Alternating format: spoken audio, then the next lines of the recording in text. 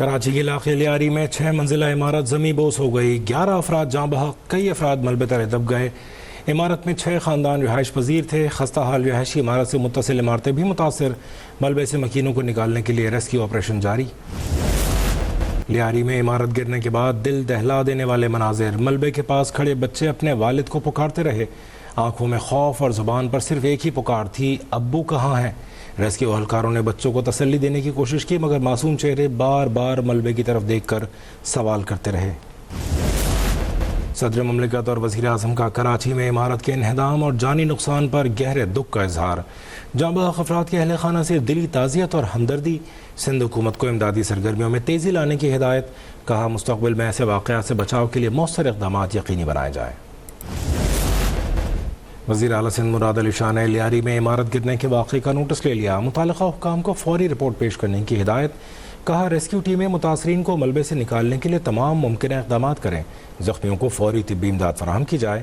وزیر اعلیٰ نے بلڈنگ کنٹرول اتھارٹی حکام سے بوسیدہ عمارتوں کی تفصیلات بھی طلب کر لی، کہا انسانی جانوں کا تحفظ ترجیح ہے، غفلت یا کوتاہی برداشت نہیں۔ لیاری کی متاثرہ عمارت کے مکینوں نے ایس بی سی اے کے نوٹسز کو نظر انداز کیا، 4 نوٹس بھیجنے پر بھی عمارت خالی نہیں کی۔ غفلت کے مرتکب افراد کو نہیں چھوڑا جائے گا، میئر کراچی کا رد عمل۔ جائے وقوع کا دورہ کیا، میڈیا سے گفتگو میں کہا امدادی آپریشن مکمل ہونے میں وقت لگے گا۔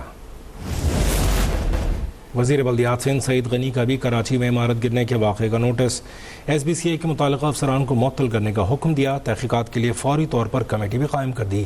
کمیٹی 3 دن میں غفلت کے مرتکب افسران کی نشاندہی کر کے رپورٹ پیش کرے گی۔ امیر جماعت اسلامی کراچی کا لیاری میں عمارت گرنے کے واقعے پر اظہار افسوس، سندھ بلڈنگ کنٹرول اتھارٹی کو ذمہ دار قرار دیتے ہوئے کہا کہ عوام کو سہولیات فراہم کرنا حکمرانوں کی ذمہ داری ہے۔ سندھ حکومت متاثرہ خاندانوں کو متبادل جگہ اور 6 ماہ کا کرایہ دے۔ سندھ حکومت خستہ حال عمارتوں کو خالی کروائے، چیئرمین ایسوسی ایشن آف بلڈرز اینڈ ڈیولپرز حسن بخشی کا مطالبہ، کہا مخدوش عمارتوں کی فہرست ہونے کے باوجود انہیں خالی نہ کرانا تشویشناک ہے، ریسکیو ٹیموں کو جدید مشینری اور وسائل فراہم کیے جائیں۔ پاکستان کا پانی روکنا جنگ کے مترادف ہوگا، بھارت کا پانی کو ہتھیار بنانا خطرناک ہے، کسی قیمت پر اس طرح کی جارحیت کی اجازت نہیں دی جا سکتی۔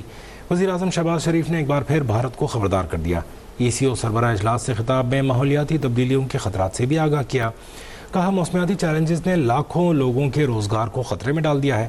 پاکستان موسمیاتی تبدیلی سے متاثرہ 10 ملکوں میں شامل ہے، علاقائی تعاون اور مشترکہ خوشحالی کے لیے ٹیکنالوجی کی ترقی ناگزیر ہے۔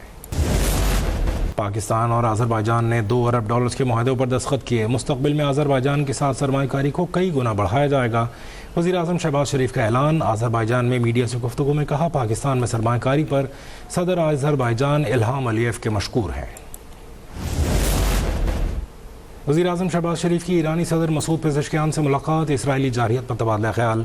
ترک صدر ایردوان سے ملاقات میں تجارت، دفاع، توانائی اور سرمایہ کاری میں تعاون پر زور۔ وزیر اعظم کا خطے میں امن و ترقی کے لیے ترکیہ سے تعاون کا اعادہ۔ شہباز شریف اور ازبک صدر کا ٹرانس افغان ریلوے منصوبے پر اتفاق، پاک ازبکستان تعلقات مزید مستحکم بنانے کا عزم۔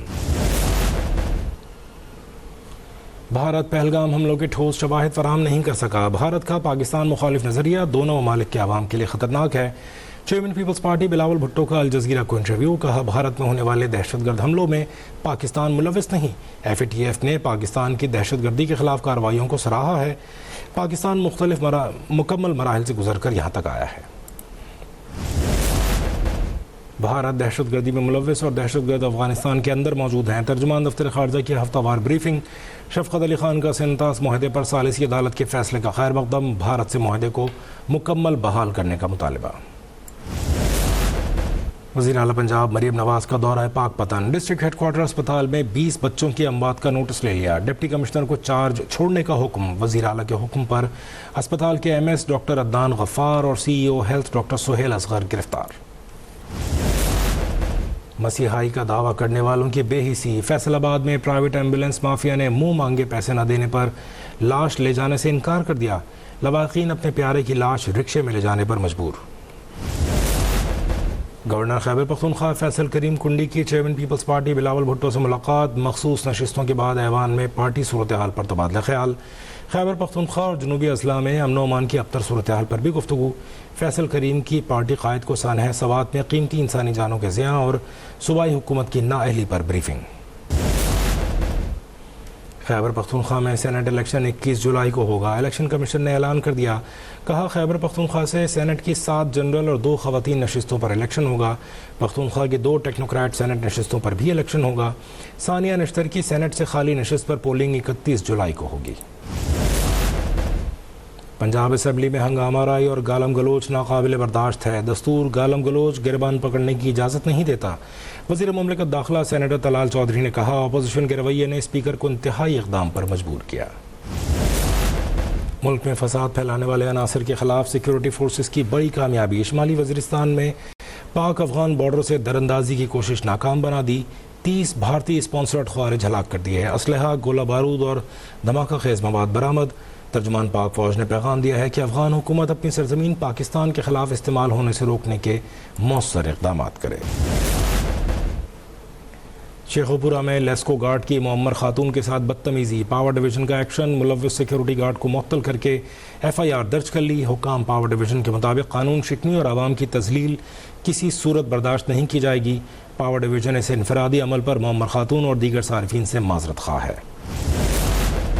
9 محرم امام حسین علیہ السلام کے کڑی الجوان حضرت علی اکبر سے منسوب. آج شہر شہر گاؤں گاؤں شبیہ علم کے ماتمی جلوس نکالے جائیں گے.